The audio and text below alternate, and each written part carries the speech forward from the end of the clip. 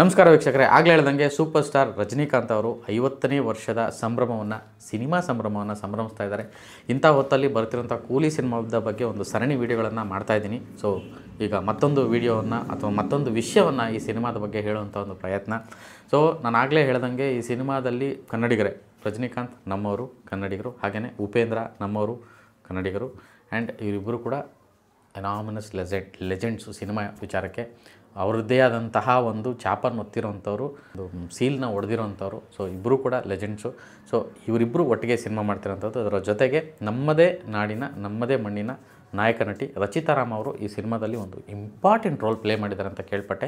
ಈ ಸಿನಿಮಾ ವಿಚಾರವಾಗಿ ಒಂದಷ್ಟು ಹುಡುಕ್ತಾ ಹೋದಾಗ ನಮ್ಮವ್ರು ಹೆಂಗೆ ಹೋದರು ಅಥವಾ ಹೆಂಗೆ ಈ ಸಿನಿಮಾ ಆಯಿತು, ಇವ್ರು ಏನು ಕ್ಯಾರೆಕ್ಟರ್ ಮಾಡಿದ್ದಾರೆ ಅಂತ ಒಂದಷ್ಟು ತಿಳ್ಕೊಂಡಾಗ ತುಂಬ ಇಂಟ್ರೆಸ್ಟಿಂಗ್ ವಿಷಯಗಳು ನನ್ನ ಕಿವಿಗೆ ಬಿತ್ತು. ಸೊ ಅದನ್ನು ನಿಮ್ಮ ಮುಂದೆ ಎಕ್ಸ್ಪ್ರೆಸ್ ಮಾಡ್ತಾಯಿದ್ದೀನಿ. ನೀವೆಲ್ಲ ನೋಡಿರ್ಬೋದು, ಉಪೇಂದ್ರ ಅವ್ರ ಬಗ್ಗೆ ರಜನಿಕಾಂತ್ ಅವ್ರ ಮೊನ್ನೆ ಈ ಒಂದು ಪ್ರೀ ರಿಲೀಸ್ ಈವೆಂಟಲ್ಲಿ ಹೇಳ್ತಾಯಿದ್ರು, ಜಗತ್ತಿನ ಶ್ರೇಷ್ಠ ನಿರ್ದೇಶಕರಲ್ಲಿ ಉಪೇಂದ್ರ ಕೂಡ ಒಬ್ಬರು. ಅಂದರೆ ಈ ನಾನ್ ಲೀನಿಯರ್ ಸ್ಕ್ರೀನ್ ಪ್ಲೇ ಇನ್ನೊಂದು ಮತ್ತೊಂದು ಅನ್ನೋದು ಉಪೇಂದ್ರ ಅವತ್ತಿಗೆ ಮಾಡಿದರು. ಓಮ್ ಸಿನಿಮಾ 10 ಭಾಷಾ, ಅಂದರೆ ರಜನಿಕಾಂತ್ ಅವರು ಕೆರಿಯರ್ನ one of the biggest blockbuster and evergreen cinema Baasha. So ಅಂಥ ಭಾಷೆಗೆ ಅವ್ರು ಕಂಪೇರ್ ಮಾಡಿಕೊಂಡ್ರು. 10 ಭಾಷಾ ಸಿನಿಮಾಗಳನ್ನು ಹಾಕಿದ್ರೆ ಒಂದು ಓಮ್ ಅಂತ. ಅಂದರೆ ಅಂತಹ ಕ್ರೆಡಿಟ್ನ ಉಪೇಂದ್ರ ಅವ್ರಿಗೆ ಕೊಟ್ಟಿದ್ದರು.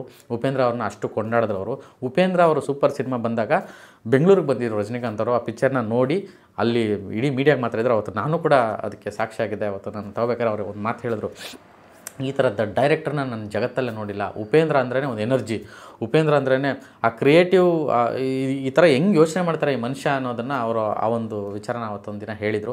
ಅದೇ ಥರದ್ದು ಪುನರಾವರ್ತನೆ ಇವತ್ತು ಅವರು ಪ್ರೀ ರಿಲೀಸ್ ಈವೆಂಟಲ್ಲಿ ನಡೀತು. ಆ ವಿಡಿಯೋ ನೋಡ್ಬೇಕಾದ್ರೆ ತುಂಬ ಖುಷಿಯಾಯಿತು. ಅಂದರೆ ಆಮೇಲೆ ಉಪೇಂದ್ರ ಅವ್ರಿಗೆ ಅವರು ಕೊಟ್ಟಂತಹ ಗೌರವ ಮತ್ತು ಅವರು ನೋಡಿರೋಂಥ ರೀತಿ ಮತ್ತು ನಮ್ಮವರು ಕನ್ನಡದವರು ಅನ್ನೋ ಒಂದು ಒಳಗೆ ಒಂದು ಪ್ರೀತಿ. ಸೊ ಇದೆಲ್ಲವನ್ನೂ ಅಲ್ಲಿ ಆ ಮಾತಲ್ಲಿ ನಾವು ಕಂಡ್ವಿ. ಹಾಗೆಯೇ ಉಪೇಂದ್ರ ಅವರು ಸಾಕಷ್ಟು ಕಡೆ ಹೇಳಿದ್ದಾರೆ, ರಜನಿಕಾಂತ್ ಅವರು ನನಗೆ ದ್ರೋಣಾಚಾರ್ಯ ಇದ್ದಂಗೆ, ನಾನು ಏಕಲವ್ಯ ಅವ್ರಿಗೆ, ನನಗೆ ದ್ರೋಣಾಚಾರ್ಯ ಇದ್ದಂಗೆ. ಅವ್ರದ್ದು ಪ್ರತಿ ವೀಡಿಯೋನೂ ನಾನು ನೋಡ್ತೀನಿ, ಪ್ರತಿಯೊಂದು ನಾನು ಫಾಲೋ ಮಾಡ್ತೀನಿ.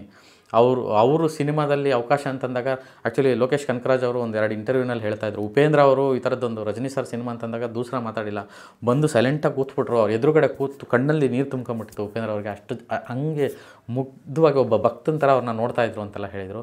ಸೊ ಆ ರೀತಿ ಡೇ ಆ್ಯಂಡ್ ನೈಟ್ ಎಲ್ಲ ಥರದ್ದು ಶೂಟ್ಗೂ ಉಪೇಂದ್ರ ಅವರು ತುಂಬ ಕೋಆಪ್ರೇಟಿವ್ ಆಗಿ ಬಂದರು, ಈ ಥರ ಎಲ್ಲ ಕೆಲಸ ಮಾಡಿದ್ರು ಅಂತ ಅವರು ಹೇಳ್ತಾಯಿದ್ರು. ನಿಜವಾಗ್ಲೂ ಅದನ್ನು ಕೇಳೋದಕ್ಕೇ ತುಂಬ ಪುಳಕಾಗ್ತಿದೆ. ಸಿನಿಮಾದಲ್ಲಿ ಒಂದು ಮೇಜರ್ ರೋಲು ಉಪೇಂದ್ರ ಅವರು ತುಂಬ ಇಂಪಾರ್ಟೆಂಟ್ ರೋಲ್ ಪ್ಲೇ ಮಾಡಿದ್ದಾರೆ. ಅದು ಸಿನಿಮಾದಲ್ಲಿ ನೋಡೋಕ್ಕೇ ಮಜಾ. ಸೊ ನೀವು ಟ್ರೈಲರಲ್ಲಿ ಏನು ನೋಡಿದ್ದೀರ ಅದು ಏನೂ ಅಲ್ಲ, ನೀವು ಸಿನಿಮಾದಲ್ಲಿ ನೋಡಿ ಅದರದ್ದು ಆ ಎನರ್ಜಿ ಅಥವಾ ಆ ಒಂದು ಕಿಕ್ಕೇ ಬೇರೆ ಅಂತ ಆಲ್ರೆಡಿ ಹೇಳ್ತಿದ್ದಾರೆ. ಸೊ ಇದೆಲ್ಲ ಒಂದು ಕಡೆ ನಮ್ಮ ಆಮೇಲೆ ಉಪೇಂದ್ರ ಅಂತಹ ಕ್ರಿಯೇಟಿವ್ ಮೈಂಡು, ರಜನಿಕಾಂತ್ ಅಂತಹ ಸೂಪರ್ ಸ್ಟಾರು, ಆ ಒಂದು ಸ್ಟೈಲು, ಆ ಎಲಿಗೆನ್ಸು, ಮತ್ತು ಉಪೇಂದ್ರ ಅವ್ರದ್ದೇ ಒಂದು ರೀತಿಯಾದಂಥ ಸ್ಟೈಲ್ ಇದೆ. ಮತ್ತು ಅವ್ರ ಕಣ್ಣನ್ನು ಅಂದರೆ ಲೋಕೇಶ್ ಕನಕರಾಜ್ ಅವರು ಕೂಡ ಡೈರೆಕ್ಟರ್ ಉಪೇಂದ್ರ ಅವ್ರ ಫ್ಯಾನು. ಆ್ಯಂಡ್ ಬೇಸಿಕಲಿ ಅವ್ರ ಫ್ಯಾನ್ ಆಗಿರೋದನ್ನ ಅವ್ರನ್ನ ಹೆಂಗೆ ಬಳಸಬೇಕು ಅಂತ ಅವ್ರಿಗೆ ತುಂಬ ಚೆನ್ನಾಗಿ ಗೊತ್ತಿದೆ ಅಂತ ಅನಿಸುತ್ತೆ. ಆ ಕಣ್ಣು ಮೂಮೆಂಟು ಅದೆಲ್ಲ ಟ್ರೈಲರಲ್ಲಿ ನೋಡ್ಬೇಕಾದ್ರೆ ಖುಷಿ ಆಗ್ತಿದೆ. ಅಂದರೆ ಉಪೇಂದ್ರ ಅವ್ರನ್ನ ಎಷ್ಟು ಚೆನ್ನಾಗಿ ಬಳಸಿರ್ಬೋದು ಅಂತ. ಇದರ ಆಚೆಗೆ ರಚಿತಾ ರಾಮ್ ಅವ್ರ ವಿಚಾರ ಬಗ್ಗೆ ನಾನೊಂದು ವಿಷಯ ಕೇಳಿದೆ, ಅದು ತುಂಬ ಖುಷಿ ಆಯಿತು. ಅಂದರೆ ನಮ್ಮ ಕನ್ನಡದ ನಟಿ, ಕನ್ನಡದಲ್ಲಿ ಇವತ್ತು ಒಂದು ಟಾಪ್ ಸ್ಟಾರ್ ಆಗಿ ಇರುವಂಥ ಒಂದು ನಟಿ, ಅಲ್ಲಿ ಹೋಗಿ ರಜನಿಕಾಂತ್ ಅವ್ರ ಎದುರುಗಡೆ ಅಭಿನಯ ಮಾಡೋದಂದರೆ ಸುಮ್ಮನೆ ಮಾತಲ್ಲ. ಸೊ ಅಂಥದ್ದೊಂದು ಅವಕಾಶವನ್ನು ರಚಿತಾ ರಾಮ್ ಅವರು ತುಂಬ ದೊಡ್ಡದಾಗಿ ಬಳಸ್ಕೊಂಡಿದ್ದಾರೆ ಅಂತ ಕೇಳ್ಪಟ್ವಿ. ನೀವು ಪಡಿಯಪ್ಪ ಸಿನಿಮಾ ನೋಡಬೇಕಾದ್ರೆ ಹೇಗೆ ರಮ್ಯಕೃಷ್ಣ ಮತ್ತು ರಜನಿಕಾಂತ್ ಒಬ್ರಿಗೊಬ್ರು ಆಪೋಸಿಟಾಗಿ ನಿಲ್ತಾರೆ, ಥ್ರೂಔಟ್ ಸಿನಿಮಾ ರಜನಿಕಾಂತ್ ಅವರ ಸರಿಸಮನಾಗಿ ರಮ್ಯಕೃಷ್ಣ ಅವ್ರು ನಿಲ್ತಾರೆ. ಅದೇ ರೀತಿಯಾಗಿ ರಚಿತಾ ರಾಮ್ ಅವರು ಈ ಸಿನಿಮಾದಲ್ಲಿ ರಜನಿಕಾಂತ್ ಅವರಿಗೆ ಆಪೋಸಿಟಾಗಿ ನಿಂತಿದ್ದಾರೆ ಅಂತ ಕೇಳ್ಪಟ್ಟಿದ್ವಿ. ಗೊತ್ತಿಲ್ಲ ಸಿನಿಮಾದೊಳಗಡೆ ಏನಿದೆ ಅಂತ. ನನಗೆ ಕೇಳಿರೋ ಮಾಹಿತಿ ಪ್ರಕಾರ ಇವರು ಆಪೋಸಿಟ್ ವಿಲನ್ ಆಗಿ ರಚಿತಾ ರಾಮು ರಜನಿಕಾಂತ್ಗೆ ಆಪೋಸಿಟಾಗಿ ವಿಲನ್ನಾಗಿ ಕಾಣಿಸ್ಕೊಂಡಿದ್ದಾರೆ. ತುಂಬ ಚೆನ್ನಾಗಿ ಅಭಿನಯ ಮಾಡಿದ್ದಾರೆ ಅಂತ ಕೇಳ್ಪಟ್ಟೆ. ಹಾಗೆಯೇ ಅವ್ರ ಬಗ್ಗೆ ರಜನಿಕಾಂತ್ ಅವರು ಸಿನಿಮಾ ನೋಡಿದ ಮೇಲೆ ತುಂಬ ವಿಶೇಷವಾಗಿ ಅವರನ್ನು ಗೌರವಿಸಿದ್ದಾರೆ, ಸನ್ಮಾನಿಸಿದ್ದಾರೆ, ಹಾಗೆಯೇ ಮಾತಾಡಿದ್ದಾರೆ. ಅವರ ಒಂದು ಅಭಿನಯದ ಬಗ್ಗೆ ಮಾತನಾಡಿದ್ದಾರೆ ಅಂತ ಕೇಳ್ಪಟ್ಟೆ. ಅಂದರೆ ಅಷ್ಟರ ಮಟ್ಟಿಗೆ ಏನು ಲೋಕೇಶ್ ಕನಕರಾಜ್ ಇವರು ರಚಿತಾ ರಾಮ್ ಮೇಲೆ ಒಂದು ಭರವಸೆ ಇಟ್ಟು ಆ ಪಾತ್ರವನ್ನು ಕೊಟ್ಟಿದ್ದಾರೆ, ಅದನ್ನು ಅಷ್ಟು ಅದ್ಭುತವಾಗಿ ನಿಭಾಯಿಸಿದ್ದಾರೆ ಅಂತ ಕೇಳ್ಪಟ್ವಿ. ಮೇ ಬಿ ಕೂಲಿ ಸಿನಿಮಾ ಆದಮೇಲೆ ರಚಿತಾ ರಾಮ್ ಇಲ್ಲಿ ಕನ್ನಡದಲ್ಲಿ ಸಿಗ್ತಾರೋ ಸಿಗಲ್ವೋ ಅನ್ನೋಷ್ಟರ ಮಟ್ಟಿಗೆ ಅವರ ಪರ್ಫಾರ್ಮೆನ್ಸು ಇಡೀ ಸೌತ್ ಇಂಡಿಯಾ ಗಮನ ಸೆಳೆಯುತ್ತೆ ಅಂತ ಆ ಚಿತ್ರತಂಡದಿಂದ ಒಂದಷ್ಟು ಮಾಹಿತಿ ಬಂದಿದೆ. ಗೊತ್ತಿಲ್ಲ, ಸಿನಿಮಾ ನೋಡಿದ ಮೇಲೆ ಅದು ಗೊತ್ತಾಗುತ್ತೆ. ಸೊ ನಮ್ಮವ್ರ ಬಗ್ಗೆ ನಾವೇ ತುಂಬ ಅತಿರೇಕವಾಗಿ ಹೊಗಳೋದಾಗಲಿ ಅಥವಾ ಹೇಳ್ಕೊಳ್ಳೋದಾಗಲಿ ಬಿಫೋರ್ ಇದಾಗೋ ಮೊದಲು ಅದು ಸಮಂಜಸವಲ್ಲ ಅಂತ ಅನಿಸುತ್ತೆ. ಬಟ್ ಬಂದಿರೋಂಥ ಇಷ್ಟು ವಿಷಯನ ನಿಮ್ಮ ಮುಂದೆ ಇಡುವಂಥ ಪ್ರಯತ್ನ ಇದು.